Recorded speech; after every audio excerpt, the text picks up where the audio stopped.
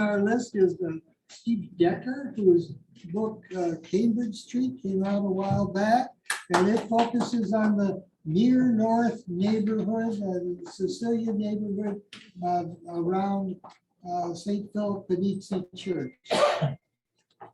Thank you. Mr. Kendall. So I have a room full of Italians here, right? Is it sauce, left hand? Or is it gravy? Gravy, sauces. I Now never know which one it is. Now it's sauce. It's sauce. Yes. Sugo. Yeah. And by the way, there is a Facebook page called Gravy Sauce or Zugo. He was gonna be here today, but he couldn't make it. But if you like a little, it's a recipe trading site, you should check it out. So a couple things for you. First of all, thank you for inviting me.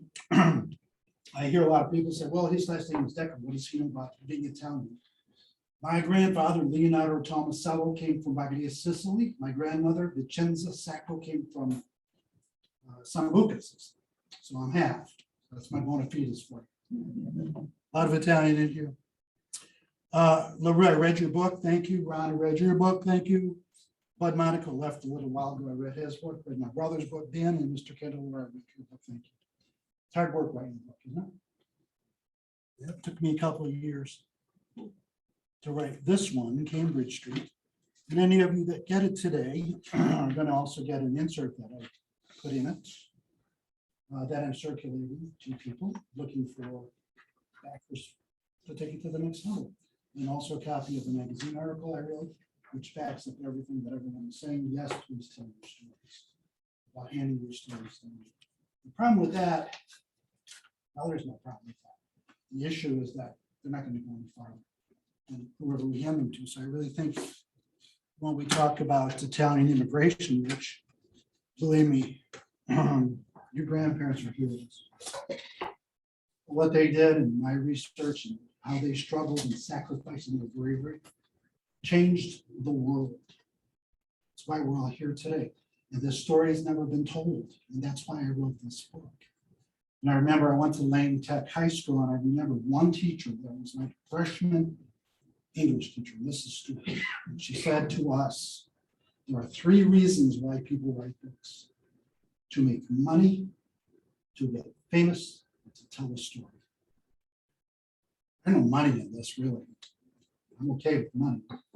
I'm famous with the 6 people I want to be famous with. The youngest one's 10 years old. I wanted to tell this story, all these people, these heroic, brave, sacrificing people. It's the more I think about it, and Mr. Candelora said before that immigration around 1880 for about 50 years, millions of people came here. Could you imagine the sacrifice and being ripped away from their homeland and from their families? To me, it's just, it's beyond brave and it's beyond heroic. How many grandparents in the room? A lot of grandparents. So what I'm going to do here, if you will bear with me, because I too have some allergy issues, and I know I'm going to lose my voice pretty soon, but Anna's going to read a segment for me to you, right, Anna? And this is, and just so you know, my book is, how do I describe this? We all talk about immigration a lot. We all talk about when they came here, how they did it. What I wanted to write about was the emotional aspect of it. I wanted to write about how it felt being forced to leave their homeland and forced to come here or to go wherever they went. And, you know, I didn't write about the journey over on the boat, you know, looking at the statue. For me, it was all about contrast. My people left this beautiful farm in Sicily and got off the train at Union Station in a snowstorm. It was about contrast, it was about sacrifice. That's what it was about for me. So a couple pages of chapter 18. And this scene is takes place in the farmhouse, and this scene is about the grandmother saying goodbye to her 2 grandchildren. That's hard, right? A 4-year-old boy, 2-year-old girl, knowing that she will never see them. That's the sacrifice they made.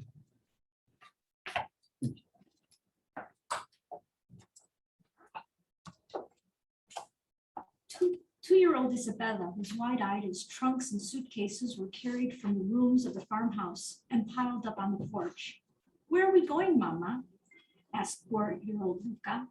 "We're leaving for America today, my darling," was the mock, cheerful reply. The thought of the long journey that lay ahead was intimidating to Gianna, but she couldn't show that doubt and worry to Luca and Isabella. Gia had never left the area surrounding the two farms, and now she was traveling halfway around the world. She had never imagined that a life-changing event like this would happen to her family. She was happy on the farm. She loved the farm, even with the problems, and didn't want to leave.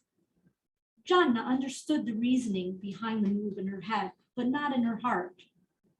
When the young mother finished brushing and braiding Isabella's hair, she turned to see her mother-in-law watching her and her little daughter. At her age, and with an ocean between them, the grandmother knew that she would likely never see her precious Isabella and Luca again. Just the thought of it was breaking her heart. Caterina said, "Luca, come to Nonna." The young boy, dressed in a suit, his hair slicked back, was ready for the trip. He walked to his grandmother.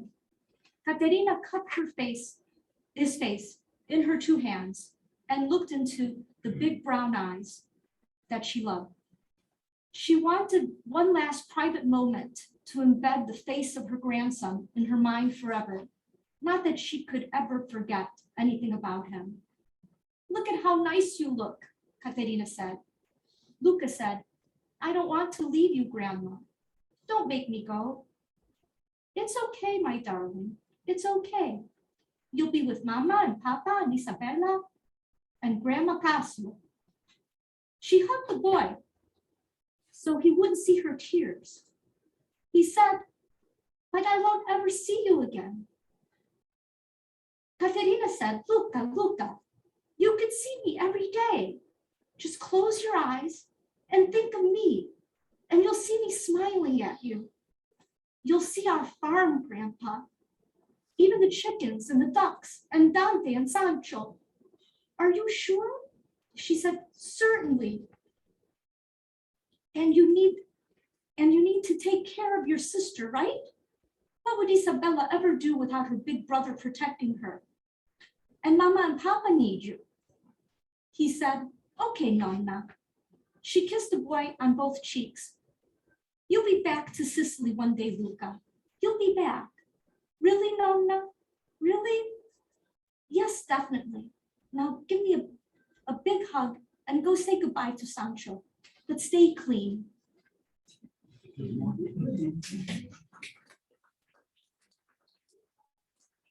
Luca put his arms around his grandmother and hugged her tight. The grandmother closed her eyes and breathed on him in. She felt the emotion from this boy she loved so much.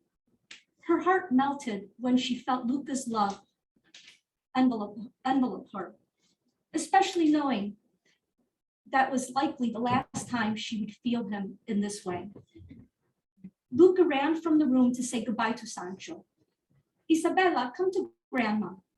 The little girl walked to her grandmother. Caterina, on her knees, hugged the young girl and breathed deeply of the scent of her soft skin and clean hair. She held her Isabella close and kissed her chubby cheeks. "Nonna adores you, baby." The little girl fussed, and Caterina released her to follow her brother. Gianna said to the back of her running daughter, "Stay clean, Isabella." For a long moment, the older and younger women were lost in their own thoughts until Caterina said, "Come here, child." Thank you.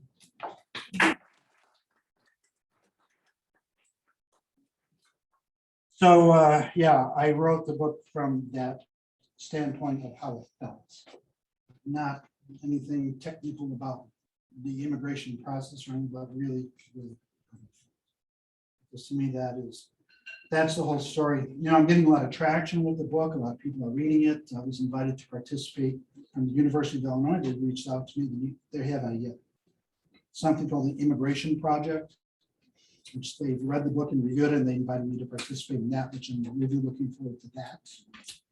I have Facebook followers now in India, where that came from, Australia, Italy, Spain, all over South America and throughout the US. So I know that this book is resonating. The story of these heroic people is resonating, and I just need and want to get it bigger. So one little last thing, and I wanted you to have another sample of my writing style, and this is my brother Dan who flew in early to be here today. He's going to read a little bit of chapter 36. Great. Let's hear it for Dan.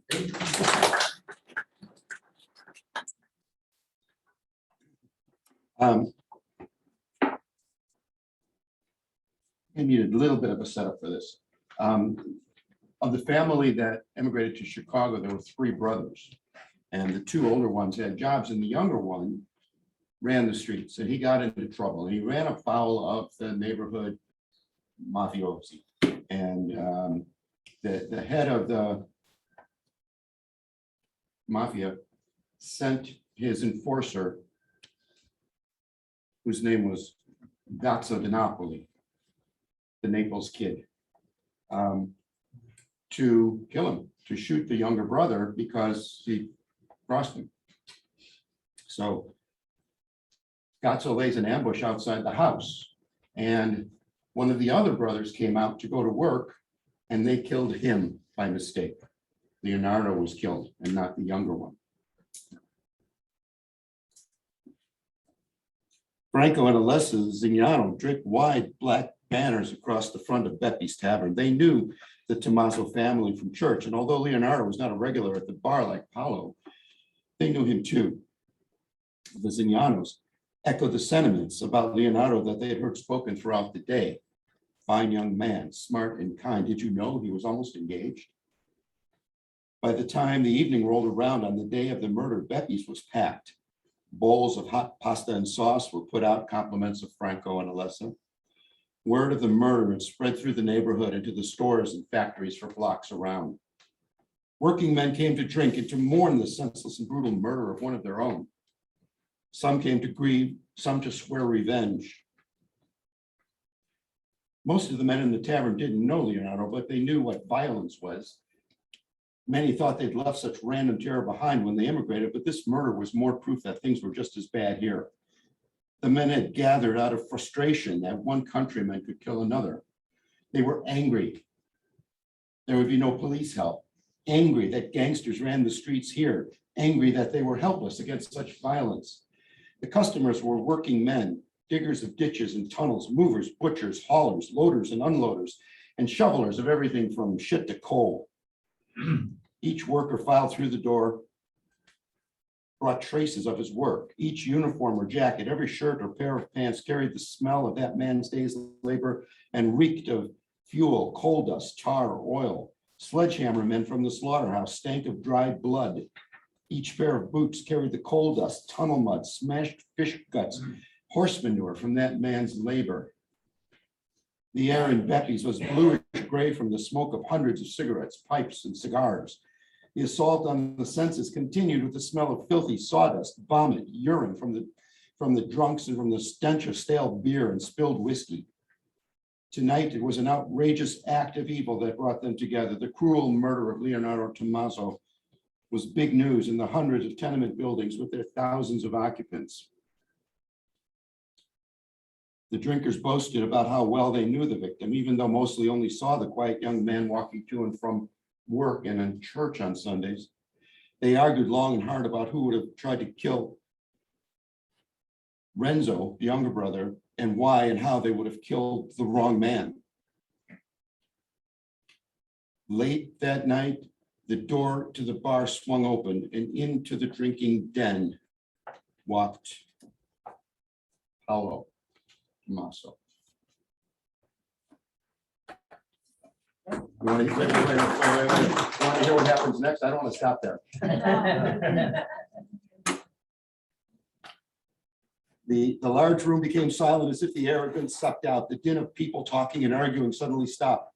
The crowd opened a pathway for Paolo to the bar. As he slowly passed them, he offered words of some offered words of condolence from others, touched him, still others crossed themselves. Paulo claimed the vacated spot at the bar. Franco put a drink in front of him. The bar room was silent. Paulo spoke. Listen to me, he began. Listen to me. My younger brother Leonardo lies dead on a cold slab.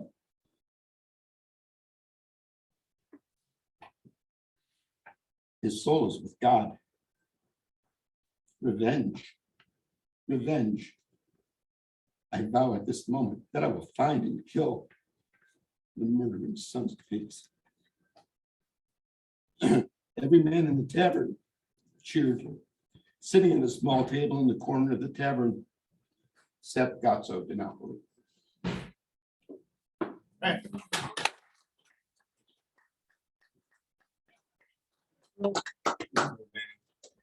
All right, so you have a writing sample, you know what the story's about. Brought some books, they're $20 each. If you don't have $20, I'll give you a book. It's about the story, it's not about the money. If you buy a book for $20 and you don't love it, I'll give you your $20 back. I don't care about the money, it's the story. It's the story. I think that's all my time plus some.